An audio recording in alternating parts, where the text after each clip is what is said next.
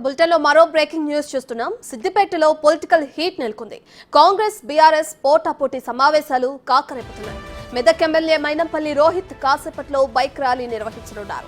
రాజీవ్ గాంధీ జయంతి వేడుకలను ఘనంగా నిర్వహించనున్నారు. మరోవైపు ఎమ్మెల్యే క్యాంపు కార్యాలయంలో రుణమాఫీపై బీఆర్ఎస్ అంతర్గత సమావేశం నిర్వహిస్తుంది. దీంతో పోలీసులు అప్రమత్తమయ్యారు. ఇరు పార్టీల కార్యాలయాల దగ్గర పోలీసులు మోహరించారు. పోటాపోటీ సమావేశాలతో అక్కడ రాజకీయ వేడి మొదలైంది.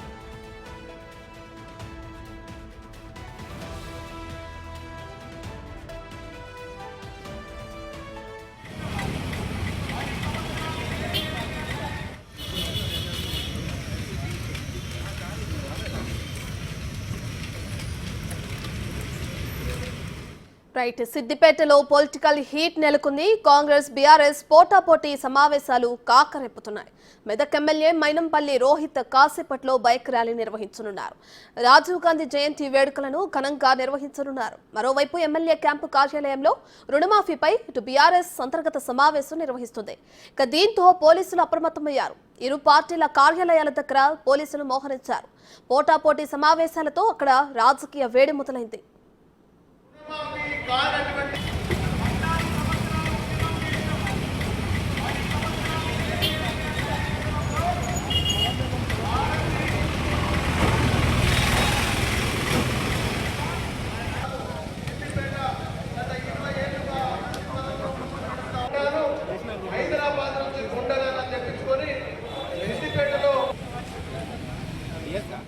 రైట్, ఇదే అంశానికి సంబంధించి మరింత సమాచారాన్ని మా ప్రతినిధి దుర్గారెడ్డి అందిస్తారు. రైట్ దుర్గారెడ్డి, మనం విజువల్స్ లో కూడా చూస్తున్నాం సిద్దిపేటలో ఏ విధంగా పోలీసులు మోహరించారో. దీన్ని చూస్తుంటే ఒక్కసారిగా హైటెన్షన్ వాతావరణం నెలకొన్నప్పుడు ఏ విధంగా అయితే పోలీసులు మోహరిస్తారో ఆ విధంగా ఉంది అక్కడ పరిస్థితి. దానికి సంబంధించిన డీటెయిల్స్ ఏంటి?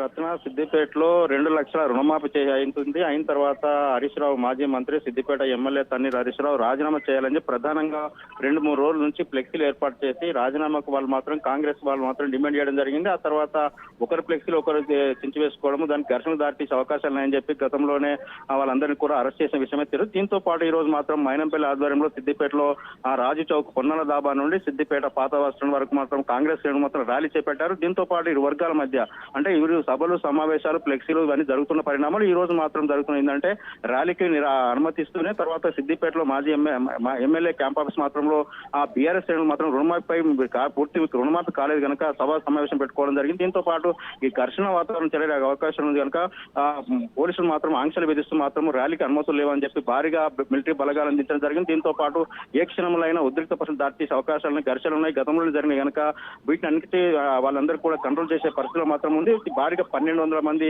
పోలీసు మిలిటరీ బలగాలు మాత్రం సిద్దిపేటలో అన్ని సర్కిల్లో కూడా వాళ్ళందరినీ కూడా గస్తీ ఏర్పాటు చేయడం జరిగింది. దీంతో పాటు 144 సెక్షన్ పూర్తిగా అమలు చేస్తున్నారు సిద్దిపేట సిపి అనురాధ నేతృత్వంలో. దీంతో పాటు జిల్లాకు సంబంధించిన మొత్తం సిద్దిపేట జిల్లాకు సంబంధించిన పోలీసులు కూడా సిపి, ఎస్పీ, సిఐలు, ఎస్ఐలు కూడా భారీగా ఇక్కడ చేరుకొని అందరినీ కూడా శాంతియుతంగా ర్యాలీకి అనుమతి లేదు కనుక మీరు వేరే రూట్ మార్చుకోవాలని చెప్పడం జరిగింది కాంగ్రెస్ శ్రేణులు. దీంతో పాటు కాంగ్రెస్ శ్రేణులు ముందుగా మాకు ఎక్కడి నుంచి అయితే పొన్నాల డాబా నుంచి ఎమ్మెల్యే క్యాంప్ ఆఫీస్ నుంచి పాత బస్టాండ్ వారి సర్కిల్ వరకు అనుమతిచ్చారు కనుక అక్కడికి ఖచ్చితంగా వెళ్తాము అని చెప్పి వాళ్ళు కూడా భీష్మించుకోవడం కోసం అంటే భీష్మించుకొని వాళ్ళు ర్యాలీ చేపట్టడం జరిగింది. దీంతో పాటు సిద్దిపేట బ్లాకప్ చౌరస్తా వద్ద మాత్రం ఘర్షణ జరిగే అవకాశాలు కనుక అక్కడ భారీగా పోలీసులు మిలిటరీ బలగాలు చేరుకున్నారని చెప్పవచ్చు. దీంతో పాటు మైనంపల్లి ఆధ్వర్యంలో మాత్రం ఒక 2000 మంది కార్లు కాన్వాయ్తో మాత్రం భారీగా బస్టాండ్ వరకు అంబేద్కర్ సర్కిల్ లో చేరుకొని అక్కడ మా సభా సమావేశం పెట్టుకుంటాం. ఇప్పటి వరకు అయితే 2 లక్షల రుణమాఫీ 3 విడతల్లో చేసినాం. కొన్ని చిన్న సమస్యలు ఉంటే వాటిని పరిష్కరించి వాటి కూడా వాళ్ళకి చేస్తామని చెప్పి ఒక ఫామ్ రిలీజ్ చేయడం జరిగింది. దీంతో పాటు వ్యవసాయాధికారులు కలిసి మీరు వినతిపత్రాలు ఇవ్వాలని చెప్పి రైతులు ఎవరైతే రుణమాఫీ కాలేదో వాళ్ళందరికీ చెల్లిస్తామని చెప్పి కూడా వాళ్ళు చెప్పినా కానీ లేదు ఖచ్చితంగా మీరు మాట మీద 15 ఆగస్టు లోపే ఇస్తా అని చెప్పారు, వేలేకపోయారు కనుక అని చెప్పి రైతులు కూడా చాలా సందర్భాల్లో కూడా కొంత ఆందోళనకు ధర్నాకు దిగిన పరిస్థితి కనిపిస్తుంది రత్న. దీంతో పాటు ఈ రోజు మాత్రం సిద్దిపేటలో ఉద్రిక్త పరిస్థితి దాటి తీసే అవకాశాలు అయితే ఉన్నాయి రత్న. రైట్ దుర్గారెడ్డి, మీరు చెప్పినట్లుగానే ర్యాలీకి ఎవరైతే మైనంపల్లి రోహిత్ బైక్ ర్యాలీ నిర్వహిస్తున్నారో దానికి పర్మిషన్ లేదన్నారు కదా, మరి అయినా కూడా ఆయన ర్యాలీ నిర్వహిస్తున్న క్రమంలో మరి పోలీసులు ఎటువంటి చర్యలు తీసుకొని ఉన్నారు? అయితే ముందస్తుగా వీళ్ళు ర్యాలీకి అనుమతి 300 మందికి మాత్రమే అనుమతి కోరడం జరిగింది. దీంతో పాటు దాదాపు 2000 మంది జనాలు వచ్చారు. దీంతో పాటు కాంగ్రెస్ పార్టీకి సంబంధించిన రైతుల కార్యకర్తలే కావచ్చు, శ్రేణులే కావచ్చు, వీరంతా పట్టణంలో ర్యాలీగా వెళ్ళడం వల్ల ట్రాఫిక్ ఇబ్బంది కలుగుతుంది. సాధారణ ప్రజలు ఇబ్బంది పడతారు కనుక మీకు అనుమతి లేదు కనుక మీకు అనుమతి లేకున్నా కానీ మీరు వేరే అంటే సర్దార్ పాపనగర్ ముస్తాబా ఇక్కడ చౌరస్తా నుంచి సర్కిల్ బ్లాకాబాద్ చౌరస్తా నుంచి ఇక్కడ భారత్ నగర్ వరకు ఆనంగా వెళ్ళాలి, ఆ రూట్ లో వెళ్ళాలని కొంత ఆందోళన చేయొద్దని చెప్పి కూడా వాళ్ళకు ఆంక్షలు విధించిన పరిస్థితి కనిపిస్తుంది. దీంతో పాటు ఖచ్చితంగా మాకు ఇచ్చిన అనుమతి ప్రకారంగా వెళ్తామంటున్నారు. మీకు వేరే వాళ్ళు అయితే అనుమతి ఎలా ఇస్తారు, అనుమతి లేకున్నా వాళ్ళకి కంట్రోల్ చేయాల్సిన పరిస్థితి ఉండే అటు బీఆర్ఎస్ నేతలే కావచ్చు, బీఆర్ఎస్ శ్రేణులే కానీ, కాకపోతే వాళ్ళకు ర్యాలీకి సభలకు సమావేశాలకు అనుమతి ఇస్తారు. ఎలా మాకు అనుమతి లేదంటే ఇంత ధర్నాలు రాస్తారోకలు చేయడం వల్ల సాధారణ ప్రజలకు ఇబ్బంది కలుగుతుందని మాకు ధర్నా అనుమతి లేదనడం ఎందుకు అని చెప్పి ఇది మైనంపల్లి హనుమంతరావుకు సంబంధించిన వాళ్ళే కావచ్చు, కాంగ్రెస్ శ్రేణులు కావచ్చు, పోలీసులపై కొంత ఘర్షణ వాతావరణం చెలరేగే అవకాశాలు ఉన్నాయి కనుక ఖచ్చితంగా మైనంపల్లి మాత్రము పొన్నాల రాజీవ్ గాంధీ సర్కిల్ నుంచి బ్లాకాబ్ చౌరస్తా నుంచి ఎమ్మెల్యే క్యాంపస్ ముందు ఖచ్చితంగా ఆనంగానే వెళ్తామంటున్నారు. కానీ ఎమ్మెల్యే క్యాంపస్ ముందు బీఆర్ఎస్ శ్రేణి సమావేశ సభ ఉంది కనుక అక్కడ భారీగా బీఆర్ఎస్ శ్రేణులు ఉన్నారు కనుక అక్కడ పోయిన తర్వాత ఒకరిపై ఒకరు ఘర్షణ చెలరేగే అవకాశం ఉన్నాయి కనుక మేము రూటు మారుస్తున్నాము, మీరు దీనికి సహకరించాలని చెప్పి కూడా సిద్దిపేట సిపి అనురాధ, అదేవిధంగా అడిషనల్ సిపి మల్లారెడ్డి ఆధ్వర్యంలో కూడా భారీగా పోలీసులు ఇక్కడ చేరుకొని మాత్రం వాళ్ళు శాంతియుతంగా ర్యాలీ వెళ్లే విధంగా కొన్ని నిర్ణయాలు తీసుకోవడం జరిగింది. దీంతో పాటు ఎవరికి వారంటే ఇప్పుడు కాంగ్రెస్ అదేవిధంగా బీఆర్ఎస్ శ్రేణులు కూడా ఎవరి మాట వినపరచలేదు కనుక ఏ క్షణంలో ఉద్రిక్తతలు దాటి అవకాశాలు ఉంటాయి కనుక మిలిటరీ బలగం కూడా రంగంలోకి దింపారు. ఇక అందరినీ కూడా ఆందోళనకారులను కూడా ఎవరైతే ఉన్నారో ఖచ్చితంగా మాట వినకపోతే అరెస్ట్ చేస్తామని చెప్పి పోలీసులు కూడా హెచ్చరికలు జారీ చేసిన నేపథ్యంలో కూడా సిద్దిపేటలో అయితే హై టెన్షన్ వాతావరణం నెలకొందని చెప్పవచ్చు. దీంతో పాటు ఇరు వర్గాలను శాంతించడానికి పోలీసులకు తలపించిన భారంగా మారుతుందని చెప్పవచ్చు. ఏ క్షణమైన ఇప్పుడు మెదకు సంబంధించిన మెదకు మైనంపల్లి మైనంపల్లికి సంబంధించిన రోహిత్ ఎమ్మెల్యే మాత్రం భారీగా ర్యాలీగా కాన్వాయ్ ముందు రావడం జరిగింది. దీంతో పాటు ఇంకా మైనంపల్లికి సంబంధించిన భారీ కాన్వాయ్ కారు ర్యాలీతో భారీగా కొనసాగుతుందని చెప్పవచ్చు.